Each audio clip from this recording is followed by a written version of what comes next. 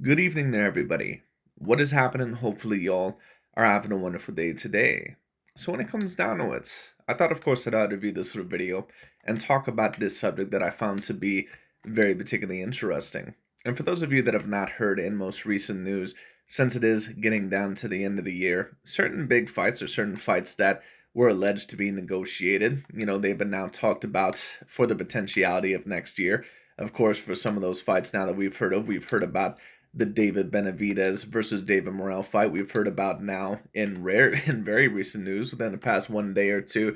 I believe the Dmitry Bivol versus Artur Beterbiev rematch, and of course one of the fights that a certain amount of people were talking about with the potentiality of a fight between Jaron Boots and of course that of Vergil Ortiz Jr., which of course would have been a very big fight for a multitude of reasons. Not only are they two very talented fighters, but of course for those of you that don't remember, both Jaron Ennis and also that of Vergil Ortiz Jr., they both competed and were probably looked at as the two best up-and-coming prospects and possible promising contenders, championship-level contenders of the welterweight or the 147-pound weight class. So this fight has potentially been on a collision course or talked about now for the past few years at the very least.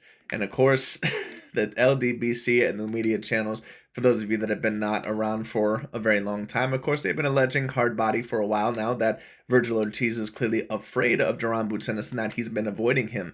Well, for those of you that did not end up recently hearing the news, they were in potential negotiations between himself and that of Vergil Ortiz. And when I say himself, of course, I'm talking about Jaron Ennis and that of Vergil Ortiz. And Jaron Ennis decided to pull out of negotiations. He decided to pull out of the fight and changed his mind on facing that of the Vergil Ortiz fight or taking the Vergil Ortiz fight. Now, what I will state is this is because a certain amount of people are now asking the question, is Jaron Ennis clearly ducking or avoiding that of Vergil Ortiz? And I'm not going to completely claim that, in my personal view, that Jaron Ennis is avoiding that of Vergil Ortiz. But what I will say is that, for a guy that claimed that he wanted the opportunity at Terrence Bud Crawford at 154 pounds and also claimed that he'd be willing to fight Vergil Ortiz at 154 pounds and that he'd be willing to fight him pretty much anywhere, at least to my recollection, this is going to be a very bad look.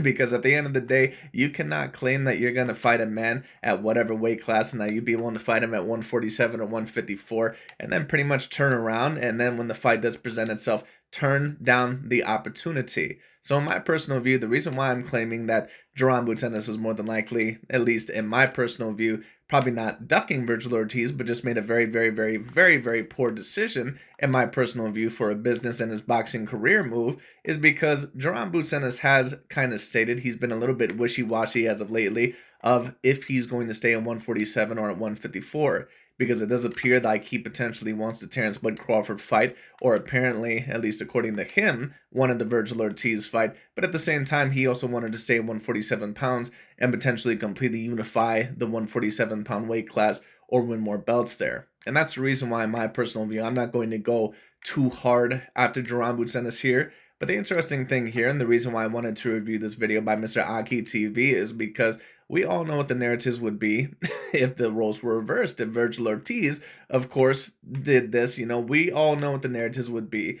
Pretty much overall that Vergil Ortiz has no heart, just like a lot of Mexican fighters today, that he's avoiding the best of the best, and that, this is clearly overall a duck and all this other stuff, because that's what they said when Gennady Golovkin, for example. For those of you that go that far back, and overall knew Dante's Boxing Nation's channel a while ago or knew some of the other channels out there as well. That's pretty much what they were saying with Gennady Golovkin back then as well. Even when he wasn't fighting certain guys in a different weight class. When Gennady Golovkin wanted the opportunity at a Canelo Alvarez, at least apparently according to him, but he would not take the opportunity of an Araceli Lara fight, or he wouldn't take the opportunity at 168 against that of an Andre SOG Ward, even though he was fully willing to fight that of a Carl Froch.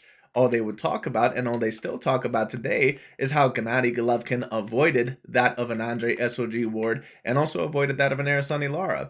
But what's going to be very interesting is that, according to their standards, even though they still hold firm on those Gennady Golovkin accusations that he avoided those two fighters, even though those two fighters were not in the same weight class, and they also allege this against other fighters that they try to tear down, you notice that with Jaron Ennis that AKHi TV is going to act very particularly different. And once again, the reason why I like to review a certain amount of these channels is because pretty much the majority, if not 95% of boxing media out there, including ESPN and Ring Magazine, but especially also the LDBC and new media channels and many of the boxing channels out there, they're really not there for logic or objectivity. They're really there for their politicized agenda and their inner machinations, which the majority of the time, no matter what the boxing channel is, usually, there's very few out there that I would recommend in terms of being logical and objective. Perhaps Boxing Wave and maybe the Hatman Strikes Back and maybe a few others. Not saying that I agree with them on every turn, but those would be the few that I would probably recommend in terms of, in my view, being the most objective or not having the most amount of agendas.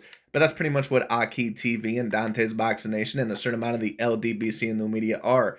They're once again a very politicized, very racially motivated pro-black cult, once again, to where, once again, they're pretty much old media just for a different demographic of fighters. So it is what it is. But anyways, let's get into it. Let's see overall what AKHi TV has to say. Let's get straight into it. Anyways, I'll let y'all, man. Peace and love. But this is some duck soup. Peace. My whole thing is, where was this energy at when Teofimo Lopez turned down the Devin Haney fight at 140 on Riyadh season, when Turkey offered Teo his biggest payday to fight Devin, and Teo simply said, "I'm not ready to fight Devin Haney" on February 2025. Ironically, the same date, Jaron Ennis was supposed to fight Vergil Ortiz. I didn't hear Timothy Bradley call Teofimo Lopez duck soup for that. Keep the same energy. Keep in mind. Right, I agree with you, Mr. AKHi TV, but at the end of the day, first of all, we already know why Timothy Bradley is not going to do that with Teofimo Lopez, because Teofimo Lopez is an ESPN and he's also that of a top-ranked fighter.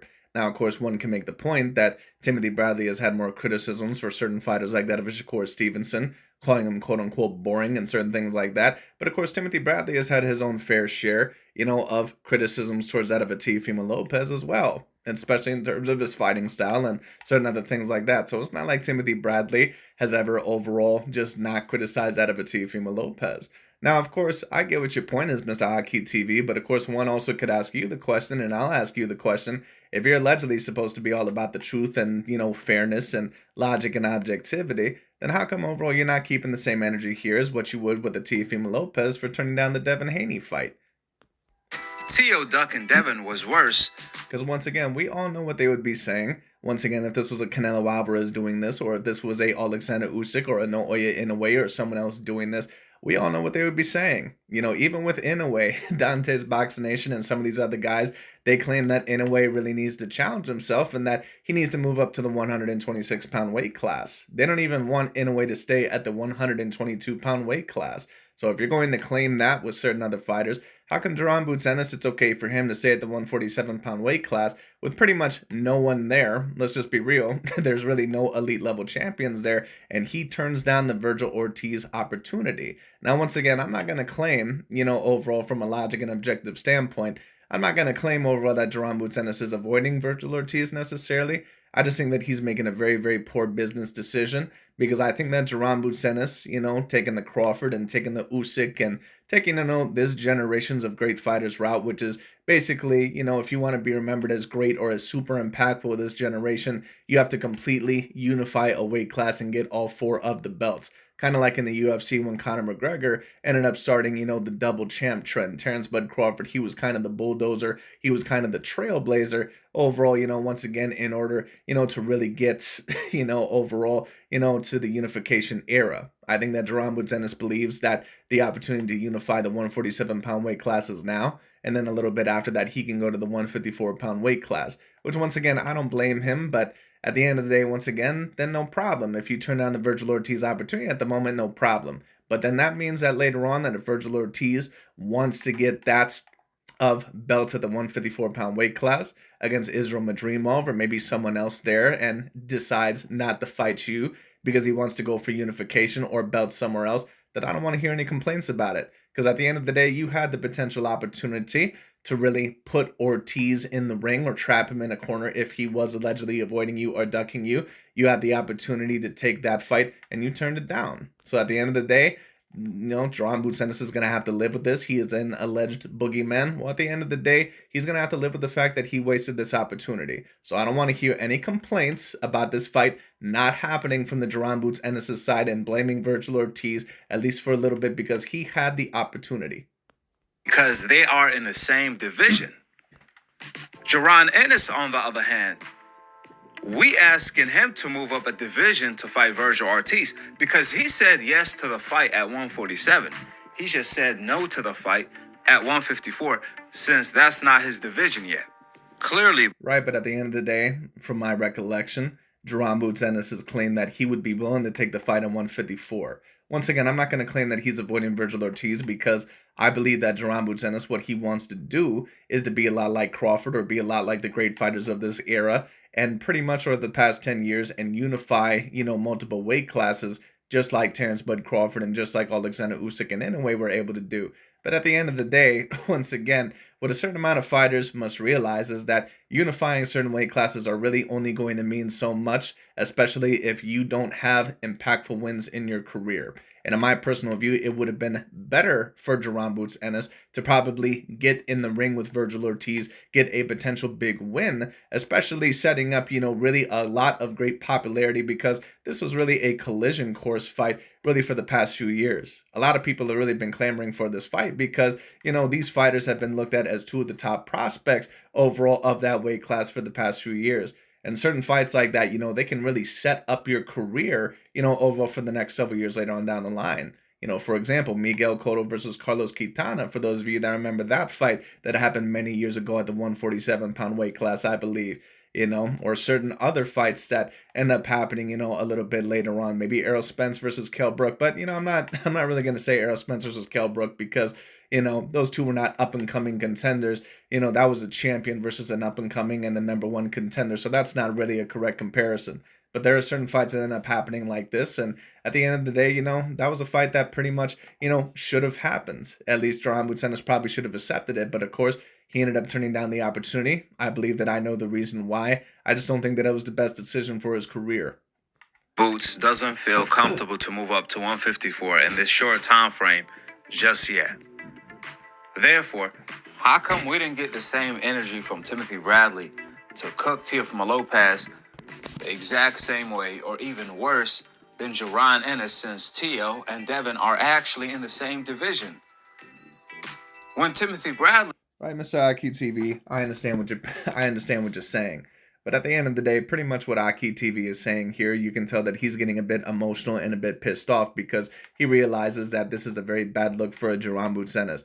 And whenever you hear certain people not talk about the main subject and say, well, how come we didn't get the same energy with this and this? It basically means that I'm not going to put this in as bad of a light because I need my propaganda, machine basically to work out in this situation. So I'm not going to treat this like a similar situation. Whenever you hear someone bitch and moan like that and start off the conversation with that, basically what that means is that, even though in the past I've claimed to be so objective and I've held people's feet to the fire, I'm not going to do it in this situation because, other people, they ended up doing the same thing with their favorite fighters. Right, and that's fine. But then don't just sit here and tell me then that you are an objective or a logical commentator. It just is what it is. What AKHi TV is telling you right here is that he's just as emotional and that he's just as propagandic and as racially motivated as any of the other boxing fans that you may criticize or that he may criticize.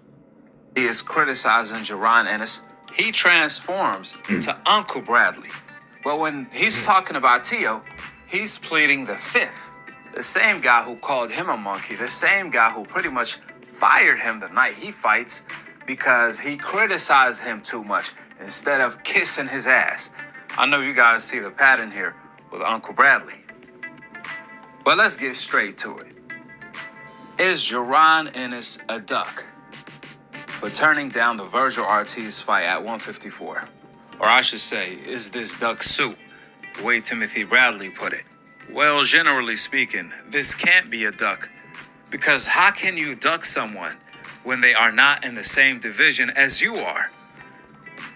Jaron Ennis said yes to... Well, I would have to ask you the question, Mr. AKHi TV, because even though I don't think that that's the worst argument that you can make, at the end of the day, would you also keep the same standards with a Gennady Golovkin or a Canelo Alvarez?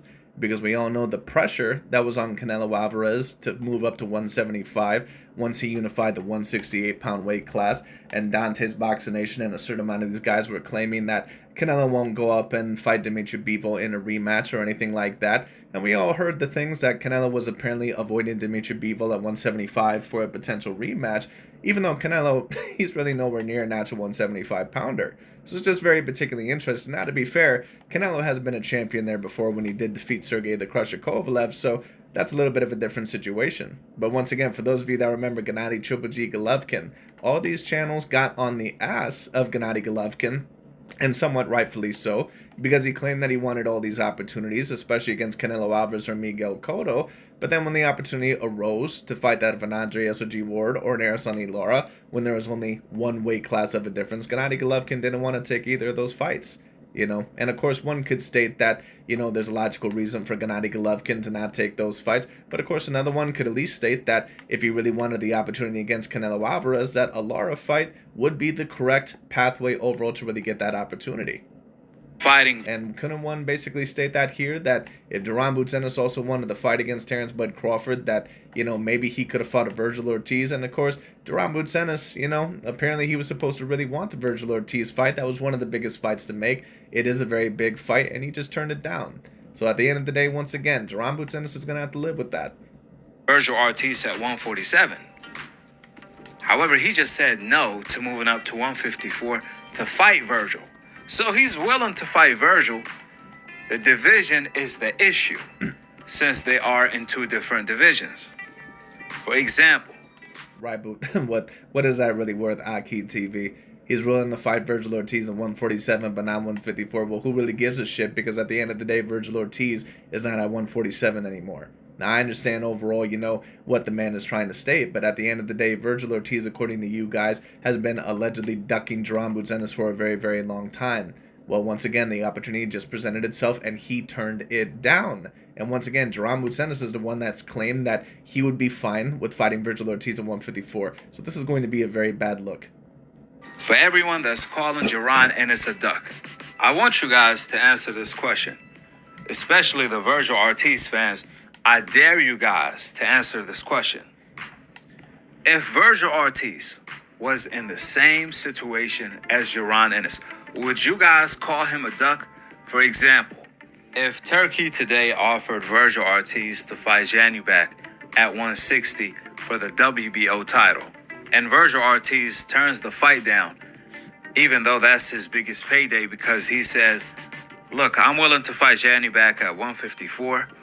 However, I'm not willing to move up to 160 to fight Janubak, even though Janubak is the champion, just like Jaron Ennis. Right, but why would you really compare it in that situation? That comparison really doesn't make any sense whatsoever.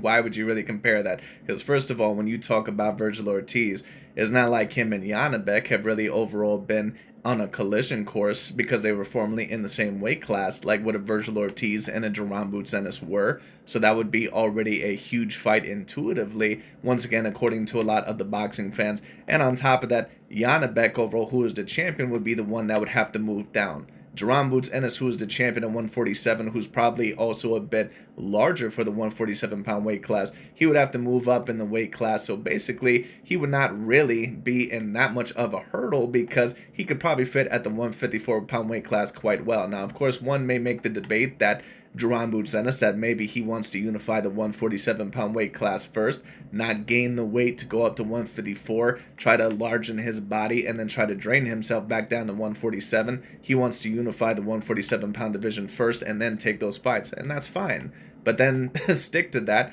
and don't say overall that you're willing to fight Crawford or Vergil Ortiz at 154 pounds first, and that you're willing to fight those guys and take those opportunities, and then you turn it down when they finally arise. Because that's going to make you look very disingenuous and give you a bad look. And once again, I'm not going to go too hard on Jaron Ennis. I just think that it wasn't the best of moves. I think that it was a little bit of an ignorant move in my personal view. And when I say ignorant, I'm not calling the man stupid or anything like that. I'm just saying that I don't think that he realized the bad look overall that he was going to get from a certain amount of boxing fans. But in my personal view, the opportunity against Vergil Ortiz would have been a bit bigger. But the Yanibek fight, that comparison doesn't make any fucking sense whatsoever. Because in order to even make that comparison make even a little bit of sense, not only would Vergil Ortiz have to be a champion at 154 in my view, but on top of that, Vergil Ortiz would have had to call out Yanibek, say that he'll fight him at 160 pounds, have a whole bunch of people claim that he is ducking and avoiding Yanibek, and then Yanibek overall gets the opportunity to have that fight overall, or Vergil Ortiz, gets the opportunity to have that fight, and then Vergil Ortiz refuses to take that fight. That's pretty much what all would have to happen if it would have to be comparable. That's why I say the only situations that would be really comparable that I can really think of would be the Gennady Golovkin situation. What would you guys say?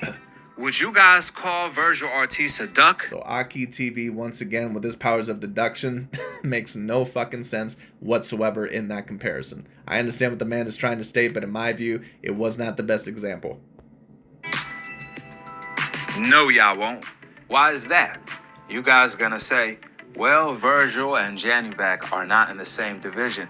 How can he duck Janibek if they not in the same division? Right, but it's not only the fact that they're not in the same division, AKHi TV. At the end of the day, there's been no clamoring for that potential fight to happen. Vergil Ortiz has only gotten started at the 154-pound weight class. The man is not even a champion there yet. So why the hell would people call for Vergil Ortiz to fight that of a Yanibek at a division to where he's not even a champion yet at the 154-pound weight class? It's not like Vergil Ortiz has been talking shit and saying that I'll fight anyone in any given moment in time. Let me go fight Conor Benn at 160. Let me go fight this guy at 160. I think that I can completely wreck the 160-pound weight class. Then Yanibek ends up calling him out and he refuses to fight. Then maybe that would make Vergil Ortiz look bad. Like when Jamal Charlo said that he would knock out David Benavidez or Canelo Alvarez, and then David Benavidez, basically calls his bluff, and then Jamal Charlo basically, gets really quiet. Then that would make him look bad, but, that hasn't happened. So once again, the correlation that you're trying to make really doesn't make any sense. The fans are asking too much from Vergil. He wants to campaign at 154.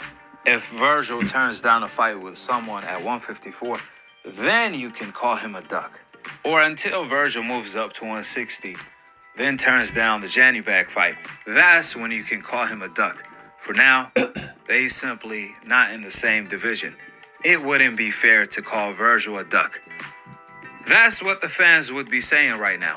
That's what... Right, but Mr. AKHi TV, you're supposed to be, at least allegedly, according to you, you're supposed to be a symbol, you're supposed to be a channel that is all about the facts and logic and objectivity, and that we're here overall to not cause confusion and be logical and objective. So how come Jaron Ennis once again, because we all know what you said about Gennady Golovkin and certain other fighters overall for not taking fights in other weight classes, especially when they were clamoring that they want to be great. So why is Jaron Ennis not looked at as a duck overall according to you? Now, from the logical and objective standpoint, once again, I'm not really calling Jaron Ennis a duck. I just think that he was getting a little bit overzealous with some of the things that he was stating. And I think that he's kind of, I think that Jaron Ennis kind of was a little bit too wishy-washy and that he really needed to make a stand on what his next move was going to be, because that made a certain amount of the boxing fans, really think that, that whatever next move that you're going to do, that is going to look a little bit disingenuous. But at the end of the day, especially the fact that he turned down the Vergil Ortiz fight,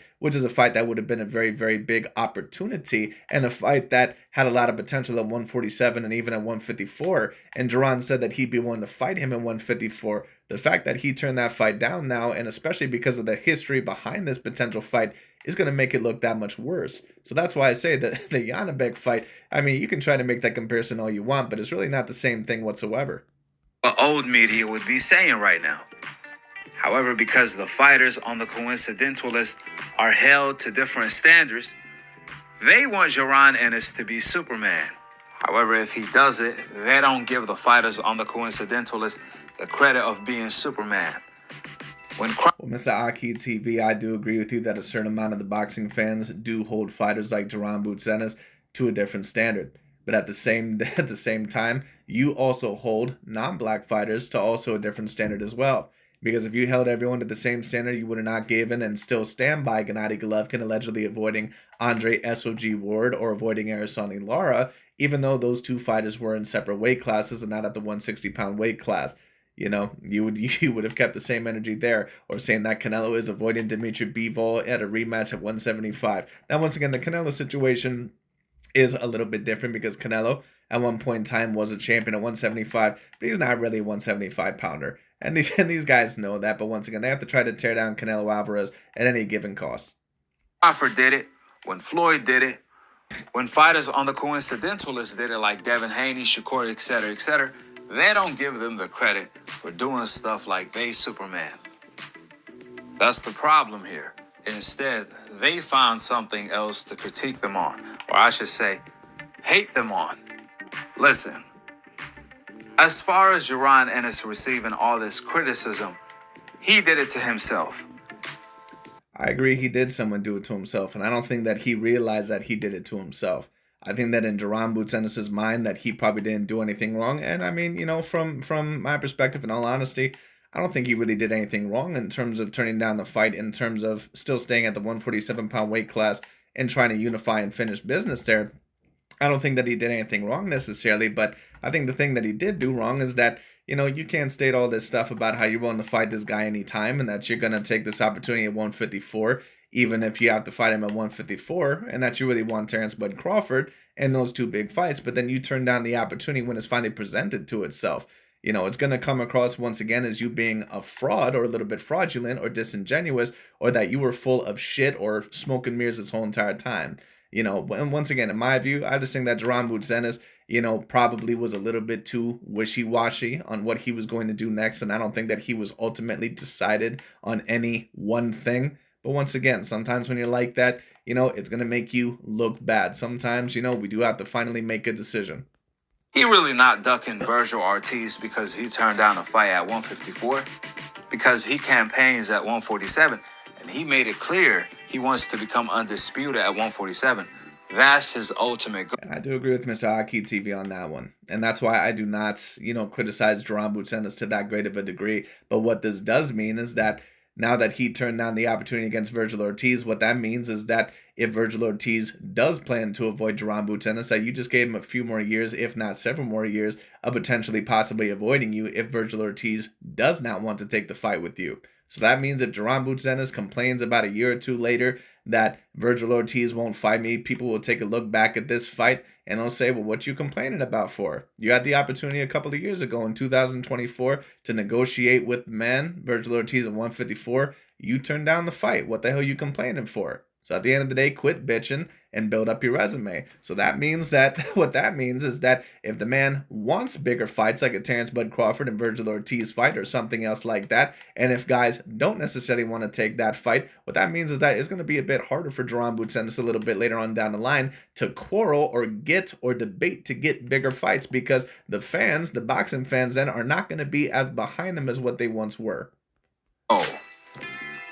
The problem here, Jaron Ennis did this to himself by calling out Terrence Bud Crawford. And that goes for me as well. Because at the end of the day, if Vergil Ortiz, that means that if Vergil Ortiz is then focused on getting titles at 154 and then at 160, if Jaron Boots Ennis has the right to unify at 147, and that means that Vergil Ortiz has the right to want to win belts at 154 and then 160, then he has the right to do that. Then I don't want to hear any complaints and any talk about Vergil Ortiz, quote-unquote, ducking Jaron Boots Ennis overall, because Jaron Boots Ennis had the opportunity. He turned it down. Unless Jaron Boots Ennis, of course, is the clear #1 contender of that weight class, or he has multiple belts, and Vergil Ortiz is clearly just running around circles around him. Other than that, I don't want to hear any more talks about Vergil Ortiz clearly or hard body avoiding Jaron Boots Ennis. I don't want to hear anything more about it.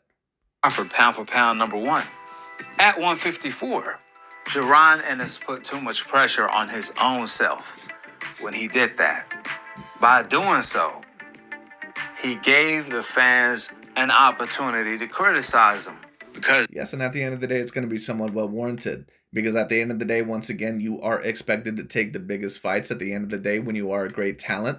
And once again, when you have all these channels alleging that Jaron Boots Ennis is getting avoided by Vergil Ortiz, and on top of that, once again, he claims that he was willing to fight him at 154 or at whatever weight class, and then you turn down the opportunity, yes, you're going to get a certain amount of criticism, and well warranted.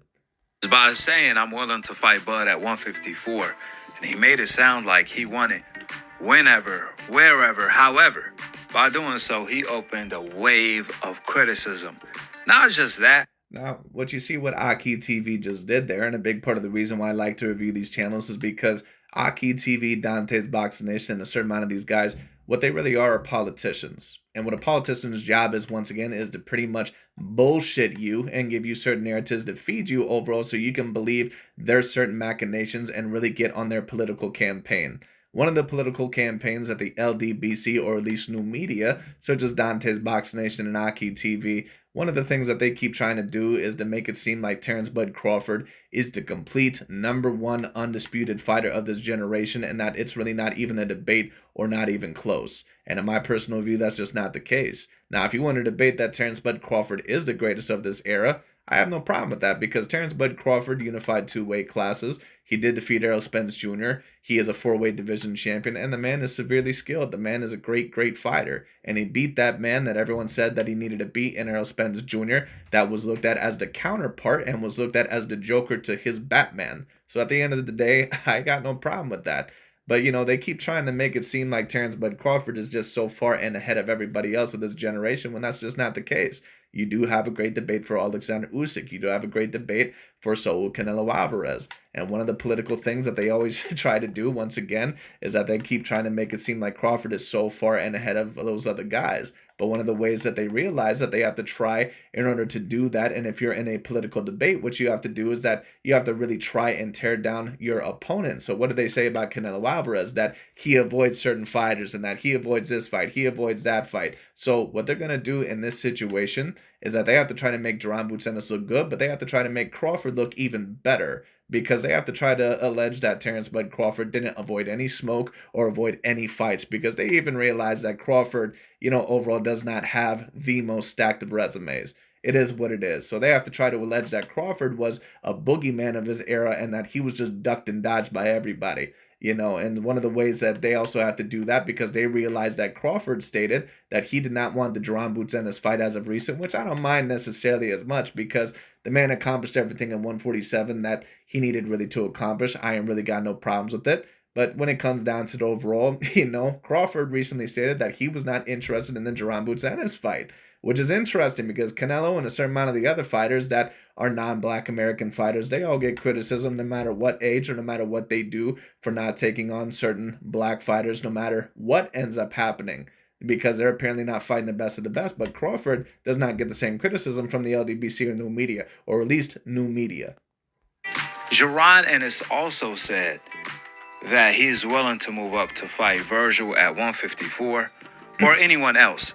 And he said that before his last fight, where he stated that he's struggling to make weight and he's planning on moving up to 154 because he can't find a legit opponent or a big name to rumble with. If you fact Right, well then that means that even more considerable criticism is going to go your way. Because if you claim overall, once again, that you can't find a big opponent and you can't find this and you can't find that, what that means is that you have to go under even more criticism, because you realize that there's no big opponent or that there's no certain opponents to fight really at 147, but you still turn down the Vergil Ortiz fight. So at the end of the day, you're going to have to receive a certain amount of criticism for that. Now, once again, I don't really mind it as much because I understand the goal of wanting to unify the 147-pound weight class, because that kind of is the trend of this era. But at the end of the day, Boots is going to receive a certain amount of criticism for this, and it's going to be warranted. After all of this in, that's where the real criticism come in at. Especially when Jaron Ennis is having a very difficult time landing a significant opponent to rumble with. If Jaron Ennis had all of these names and all of these champions, And Jaron Ennis, once again, and this happens with a certain amount of boxers, to where, once again, because they didn't take certain opportunities, their career is not really looked at as quite the same as maybe what it could have been, or it really cost them a little bit later on down the line. For those of you, of course, that know about Demetrius Boo Boo Andrade, who I've always said was, in my personal view, a talented fighter, but I always thought he was way overrated by his fan base. When it came down to it, you know, Demetrius Boo Boo Andrade at one point in time, of course, clamoring for the Canelo fight and the Jamal Charlo fight, and of course other fights as well. He never really got some of the bigger fights because he was always looked at as a decent threat in my personal view, but he was always looked at as a threat that pretty much was not going to bring much reward. Because who really knew Demetrius Boo Boo Andrade, you know, unless you were really a hard body or a hardcore boxing fan or boxing watcher. you weren't really as much going to know who Demetrius Boo Boo Andrade was. And had he taken that Jermell Charlo fight, even though he thought he was getting lowballed, in my personal view, it would have been a major jump in his career had he been able to defeat one of the Charlo brothers, one of the bigger names at the 154-pound weight class at that time. But he wasn't able to do it. And to be honest with you, I'm not really quite sure if Demetrius Boo Boo Andrade's career really ever recovered from that. Sometimes, especially if you're going to be looked at as a boogeyman, or, if you, have tough fights overall, sometimes it's important not to take certain too tough fights to where it's a little bit early on in your career. But if you're at that time overall to where you're a championship level fighter in that weight class, you have to take certain opportunities that are presented to you, because at certain times your career may never be able to turn back. Take a look at Demetrius Boo Boo Andrade. Pretty much ever since then, Andrade, I mean, he's talked about by his fan base, but who really else talks about Demetrius Boo Boo Andrade? Pretty much nobody. He's pretty much been forgotten. And then, of course, eventually he had to go the Guillermo Rigondeaux route, to where eventually he had to move up a weight class to where, I'm not going to say that he was totally outsized, but he was not really used to at that current moment in time. And of course, he pretty much fought the most dangerous contender there, or the most dangerous guy there other than Canelo Alvarez probably, and a guy that probably, in all honesty, was a natural light heavyweight instead of a 168-pounder. And Andrade, of course, pretty much got folded. So it is what it is. So once again, I believe that Jaron Ennis will end up more than likely having a better career than that, because he's very young. And on top of that, I think he'll get more opportunities, because I think there will be more push behind the fans for Jaron Ennis to get bigger fights, because I think Jaron Ennis will have more of an appealing style, for that of the mainstream boxing fan base. And on top of that, he's from Philadelphia, a very boxing-rich history type of town. But once again, we'll see. Sometimes certain fighters, they turn down opportunities and their career doesn't really recover quite as well. But I do expect Jaron Ennis to get more opportunities, but he's going to have to start accepting them. Are willing to fight him at 147, then he can afford to turn down the Vergil Ortiz fight at 154. However, when Jaron Ennis has been struggling to find a big name to rumble with him for years, and the moment he has the opportunity, yeah, he has to move up in weight. But he finally got the opportunity. Now it's time to show out, like Floyd, like Crawford, like Devin, like Shakur, like even Javante would do. Well, let's pause a little bit on the Terrence Bud Crawford and especially the Gervonta Tank Davis situation, because I don't know what these guys are talking about, but people act like AKHi TV and Dante's Boxing Nation act like Gervonta Tank Davis is just willing to take on any smoke at any given moment in time. Like, no offense against Gervonta Tank Davis, but really up until this year, the man really has not been willing to get in the ring with the biggest of names. Now, to be fair to the man, this year he did try to get in the ring with Lomachenko, and I believe that he even had personal talks with Shakur Stevenson, but both of those fights fell out because I believe Lomachenko pulled out of negotiations, and on top of that, Shakur Stevenson, certain things ended up happening with him. But let's not sit here and act like Gervonta Tank Davis has been trying to take on these big fights. Actually, if there's a star in boxing that really, and to be quite honest with you, has been more avoiding the bigger fights, it's really been more than likely Gervonta Tank Davis. No offense against the man, but at the end of the day, the man is, other than Ryan Garcia, man has fucking fought nobody whatsoever. I mean, Frank Martin, I guess, but at the end of the day, other than those two names, who the fuck has that man really ever fought? Like, give me a break. And let me also talk about Terrence Bud Crawford very quickly, because it was not that long ago when Terrence Bud Crawford was alleging overall that he was being avoided by that of the PBC fighters, and that allegedly the PBC, they were making the excuse that Crawford had to cross the street. Well, what's the big deal? At the end of the day, the PBC, they have all the big names, and Crawford signed with a guy in Bob Arum that notably doesn't like Al Heyman nor the PBC, makes it very hard to work with them. And what Terrence Bud Crawford decided to do, instead of going over to the PBC, he re-signed with Top Rank for several years and decided to stay over there. So once again, they alleged for many years that Crawford was being avoided by the PBC fighters and that none of the fighters wanted to fight Terrence Crawford, blah, blah, blah, all this other shit. That was the narrative that was coming from that of AKHi TV and Dante and a certain amount of these other guys. But then remember, when Sean Porter and that fight was offered to Terrence Bud Crawford, what did Crawford state? Even though he wasn't getting any opportunities, he stated that he did not want to fight Sean Porter because there wasn't anything in it for him. And AKHi TV made the same bullshit excuses for Terrence Bud Crawford. But then when it came to other fighters that he needed to tear down, then all of a sudden there was no question or context behind it. He immediately criticized them. So once again, AKHi TV is not a boxing reporter. He's a politician. However, he ended up turning down the fight. After saying all of that, after saying I'm willing to fight Crawford, etc., etc., etc., this is where the real criticism come in.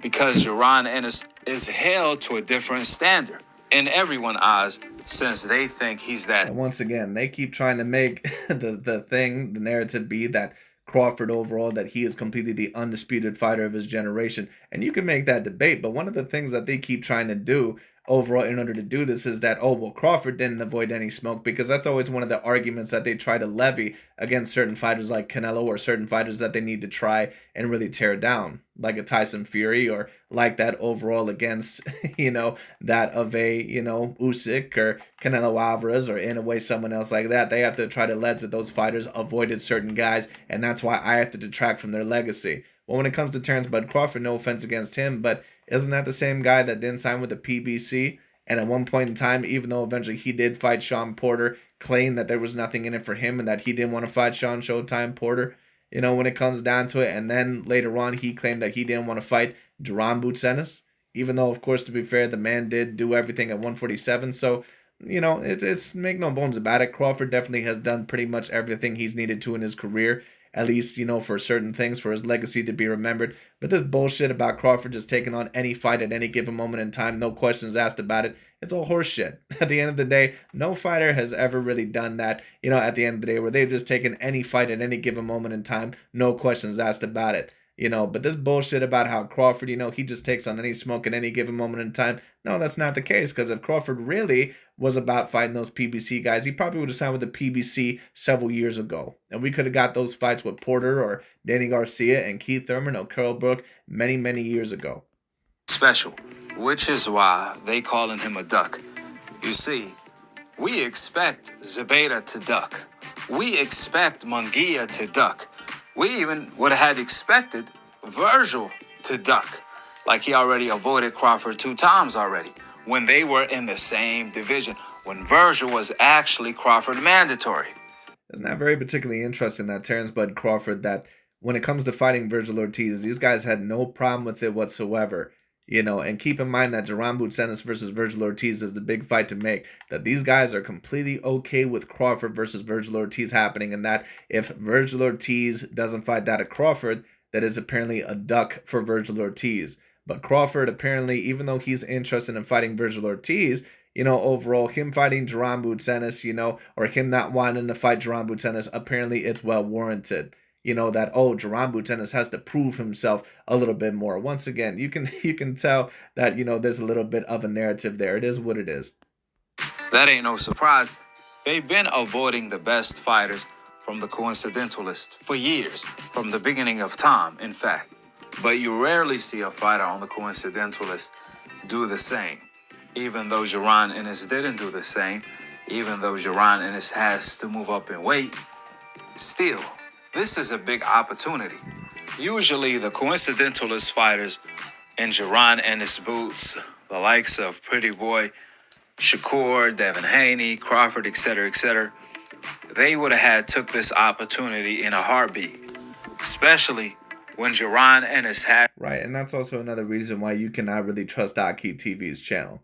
Because AKHi TV does things based off of, pretty much stereotypical certain things. Well, because this fighter would usually do it overall, we expect this certain fighter to usually do it. And that's fine to a certain degree. I understand what the man is trying to state. But at the end of the day, you have to treat certain people like individuals, and you have to treat them like their own individual case.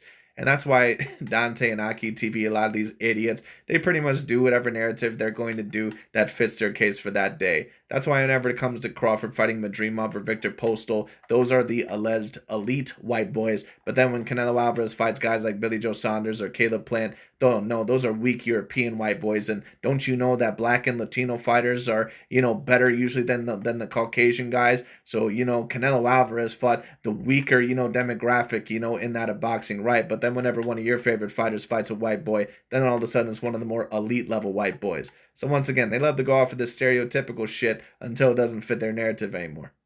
Has been the dark horse of the welterweight division. He's the boogeyman, just like they were, or some of them still are, like Shakur. However, he doesn't move like them. He And keep don't get it twisted. What I will state is this: have a certain amount of the black elite fighters been avoided by a lot of other demographics or a lot of other fighters throughout that of boxing history because they've been at times the toughest puzzle to solve or at times the toughest or the most dominant fighters in the world? Absolutely. But at the end of the day, once again, you have to treat everything like an individual case. wasting opportunities one after another. No difference than when Blair Cobbs called out Jaron Ennis back when Blair Cobbs was undefeated and he had a little bit of buzz. Back then, Blair Cobbs, who I believe recently just beat, a fat old Adrian Broner, knocked his tooth out, I believe. Jaron Ennis had nobody to fight. Well, luckily, Blair Cobbs came on the menu and Jaron Ennis didn't even entertain that. He walked away from that. Just like he walked away from the Vergil Ortiz opportunity. Just like the Blair Cobbs opportunity went out of the window, especially when he had all of the hype back when he was undefeated. Jaron Ennis wasted another opportunity that he may never get again. Vergil Ortiz and his team talking. Absolutely. And that's why, once again, so that means that if Vergil Ortiz does plan to avoid Jaron Ennis, or that even if Jaron Ennis gets in a possible position to where, he may want to fight Vergil Ortiz or that fight may even clamor for it, he may have just given Vergil Ortiz a few extra years of possibly not taking that fight if Vergil Ortiz does plan to avoid that of a Jaron Ennis. So once again, I don't think that Jaron Ennis really realizes what opportunity he potentially missed out on, but I could be wrong, because once again, Jaron Ennis, it's his career. I understand that he probably wants to win more belts at 147 pounds and not just have a belt pretty much by, that of a unified fighter giving up his belts. I understand that. But at the end of the day, it would have done a lot more for his career, in my view, to take the Vergil Ortiz fight. About we will never fight Jaron Ennis again, or we will never negotiate with him to fight again. Which is crazy to say that. They are revealing basically they did not want to take the Jaron Ennis fight. They were terrified of the Jaron Ennis fight. And I think that that's a possibility as well, because listen, at the end of the day, if you potentially want that fight, or if you don't really have that big of a problem facing Jaron Ennis, why would you say something overall like, I'm never going to negotiate with you ever again? We're never going to offer him the fight ever again. What that tells me is that there was a little bit of a possible claim, or at least a little bit of relevance to people claiming that Vergil Ortiz was afraid of that of Jaron Ennis, because why would you state overall, or at least that his team didn't want him to face Jaron Ennis, because why overall would you state something like, we're never going to negotiate with him again? What that pretty much tells me is that you were waiting for a perfect opportunity overall, once again, for something like this to possibly happen, and that Jaron Ennis pretty much walked right into something that you wanted. For their fighter, Vergil Ortiz. So they were over the moon that Jaron Ennis turned down the fight because he had to move up a weight class. Even though that was his right, even though he has the right to feel, I need to be 100%. I need to get used to this weight class and have time to move up to fight someone at this weight class. But still, when you get an opportunity like this, after getting denied. Jaron Ennis does have the right, of course, to dictate his career, and he definitely has the right, in my view, to fight at the 147-pound weight class, and I don't really have a problem with that. But what I do have a problem with overall is, once again, claiming overall that you're going to be a boogeyman, or what that means is that Jaron Ennis, that if he's going to bitch, moan, and complain that he can't get the Vergil Ortiz fight for the next couple of years, because Vergil Ortiz has his eyes set on Israel Madrimov, or possibly Terrence Bud Crawford, or maybe Jamel Charlo, or maybe even someone at 160 pounds to earn belts at those weight classes, what that means is that Jaron Ennis is not going to have the right to bitch. So once again, I don't want to hear anything from Jaron Ennis, at least for a little bit, until he gets his resume built up, and until the perfect opportunity really seems to arise once again for that fight to clamor.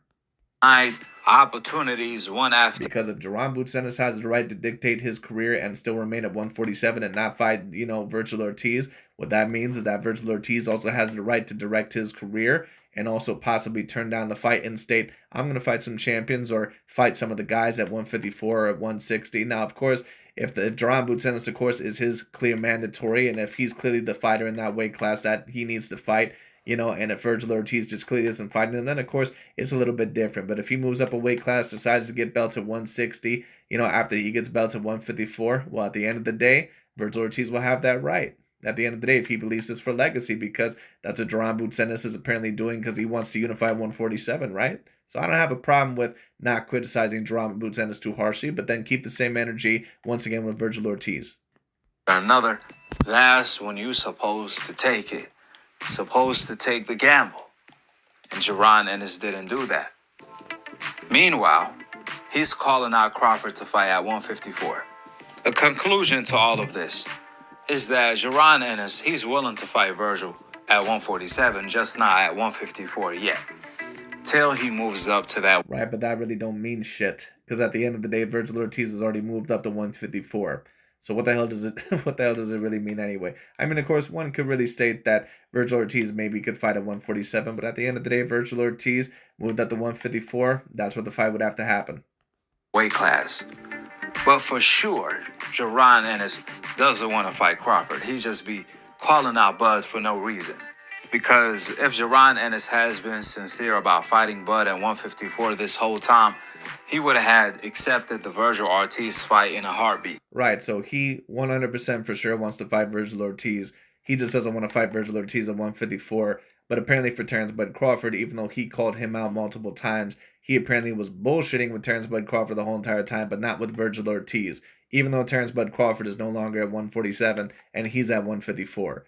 That doesn't make any fucking sense. But the reason why AKHi TV is doing that once again is to make Terrence Bud Crawford look as good as possible. Because in order for his propaganda and his narrative to remain afoot, he has to try to make sure that Terrence Bud Crawford looks like he never avoided anyone in his career. And I'm not going to state that Crawford necessarily avoided anybody necessarily, but to state once again that Crawford just took any fight at any given moment in time, and that there was never any certain fights that he had second thoughts about, or there was not certain times to where he turned down a fight, no, that would just be incorrect. More importantly, if Jaron Ennis has been truthful to the public and the fans, then the criticism he's receiving right now wouldn't be fair. If Jaron Ennis told the public from day one, my plan is to stay at 147. I'm not planning on moving up to 154. I don't want to move up to 154 to fight. Agreed. Just like Errol Spence overall, once upon a time stated that I'm going to handle the rest of the business at 147 and unify that weight class, and then fight Crawford. But eventually you realized that you had to turn on Errol Spence Jr. because you had to go against one of those guys overall, because it was getting to the point to where you had to allege overall that one of those guys was avoiding somebody, and it couldn't be Crawford because Terrence Bud Crawford overall was the guy that you were alleging was the #1 pound-for-pound fighter. And you couldn't allege it was Spence because Spence was only a champion in one weight class. So eventually you had to turn on Errol Spence Jr. overall, and probably allege that he was avoiding that of Terrence Bud Crawford. Now, maybe AKHi TV did truly believe that Errol Spence actually did completely, avoid that of Terrence Bud Crawford, but I'm not sure, because once again, you should have kept the same standards in that situation as well. But once again, AKHi TV and a certain amount of these guys, one of the narratives that they really have to try to push is that Crawford, once again, a Black American fighter, is the complete undisputed best of this era, and that it's not even a debate. Now, once again, do I believe that that's the case? No. But Crawford, in my view, he definitely is debatably the greatest fighter of this era. No doubt about it. Bud or anyone else. My plan is to stay at 147 and become undisputed. If Jaron Ennis said that from the jump, instead of calling out Bud to fight at 154, then none of this criticism will be fair. Right, but Mr. AKHi TV, let's stop trying to pretend like the only reason why Jaron Ennis is also getting criticized as much is because he just called out Terrence Bud Crawford.